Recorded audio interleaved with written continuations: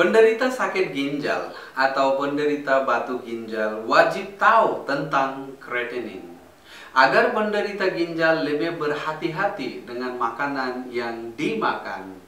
Assalamualaikum warahmatullahi taala wabarakatuh. Bertemu sekali lagi di dalam acara The Cure Home Remedy dan saya Syekh Muhammad Syafiqul Islam. Kreatinin adalah zat limbah dalam darah yang diproduksi oleh jaringan otot saat Anda bergerak atau beraktivitas. Jumlah kreatinin di dalam darah diatur oleh ginjal. Itulah alasannya mengapa pemeriksaan kadar kreatinin sering dilakukan atau harus dilakukan sebagai salah satu cara untuk menilai fungsi ginjal. Perlu kita ketahui juga bahwa normalnya kreatinin dalam darah akan disaring oleh ginjal lalu dibuang keluar melalui urin. Namun ketika ginjal bermasalah atau fungsinya terganggu, kreatinin is not filtered properly atau kreatinin tidak dapat menyaring dengan baik. Hal ini dapat menyebabkan kadar kreatinin dalam darah menjadi meningkat dan memicu pada berbagai masalah kesehatan. Inilah sebabnya pemeriksaan fungsi ginjal yang meliputi tes kadar kreatinin sangatlah penting agar dilakukan secara teratur ataupun daily basis. Selain untuk evakuasi fungsi ginjal, tes kreatinin dalam pemeriksaan fungsi ginjal juga biasanya dilakukan untuk memantau respon terapi pengobatan pada penderita ginjal. Ginjal yang sehat mampu menjaga kadar kreatinin dan berbagai zat lain seperti urium dan elektrolit dalam darah tetap berada pada batas yang normal. Kadar kreatinin dan urium yang tinggi dalam darah menunjukkan bahwa fungsi ginjal terganggu. Penyebab peningkatan dan penurunan kreatinin di dalam tubuh.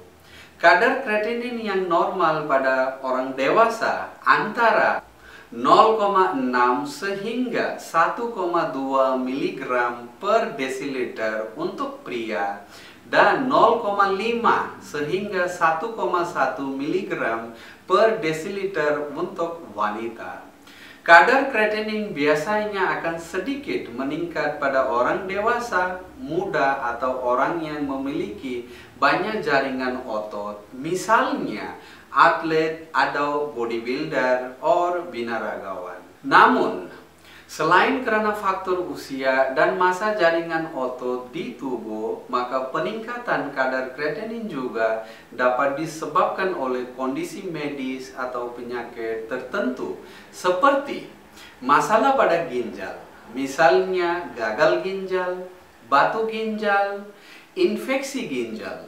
Namun, pada penderita penyakit tertentu seperti penyakit ginjal, tekanan darah tinggi, dan diabetes, pemeriksaan ginjal dan kadar kreatinin mungkin perlu dilakukan lebih sering atau regular basis, sesuai dengan jadwal yang ditentukan oleh dokter atau ahli medis. Gejala gangguan jumlah kreatinin dan kerusakan ginjal. Kadar kreatinin yang tinggi dapat menjadi petanda adanya kerusakan pada ginjal.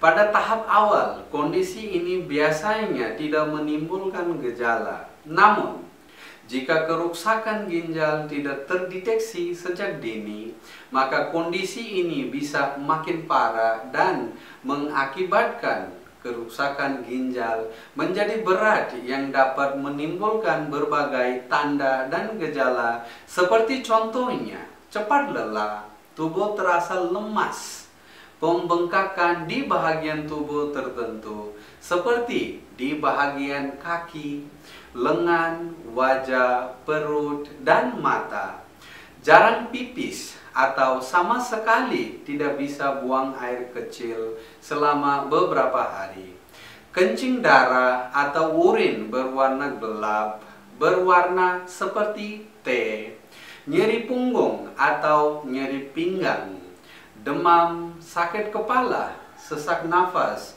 penurunan kesadaran atau pingsan, Bila Anda merasakan beberapa gejala seperti yang saya katakan tadi, maka segeralah temui dokter untuk menjalani pemeriksaan medis yang lengkap. Serta Anda wajib menghindari memakan makanan yang tinggi kreatinin. Yang pertama, batasilah asupan protein. Cara mengatasi kadar kreatinin yang tinggi yang pertama adalah dengan membatasi asupan protein. Karena memakan makanan sumber protein terlalu banyak sering dikaitkan dengan spike atau lonjakan kadar kreatinin, misalnya daging merah maupun susu olahan. Sebab daging merah mengandungi jaringan otot hewan yang memang secara alami mengandung kreatinin. Pada saat dimasak dalam keadaan panas dari api, maka akan mengubah kreatinin dalam daging menjadi kreatinin sehingga akan meningkatkan jumlahnya dalam tubuh saat dimakan. Yang kedua, perhatikan kebutuhan cairan. Cara mengatasi kadar kreatinin yang tinggi adalah dengan memperhatikan kebutuhan cairan. Don't underestimate, jangan sepelekan mengenai aturan jumlah cairan yang harus Anda minum setiap hari atau setiap harinya.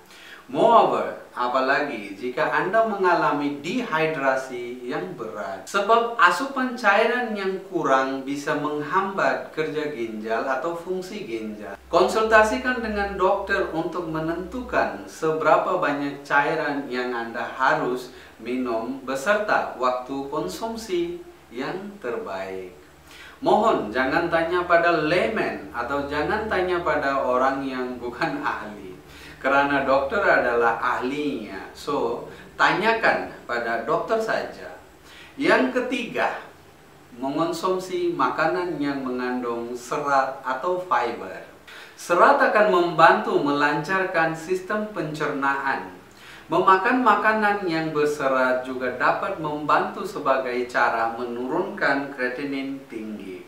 According to research published in the European Journal of Clinical Nutrition, menurut penelitian yang diterbitkan dalam European Journal of Clinical Nutrition, menunjukkan bahwa sumber serat bisa membantu mempercepat proses pemulihan pasien dengan penyakit ginjal yang kronis atau batu ginjal dengan cara menurunkan kreatinin yang tinggi di dalam tubuh.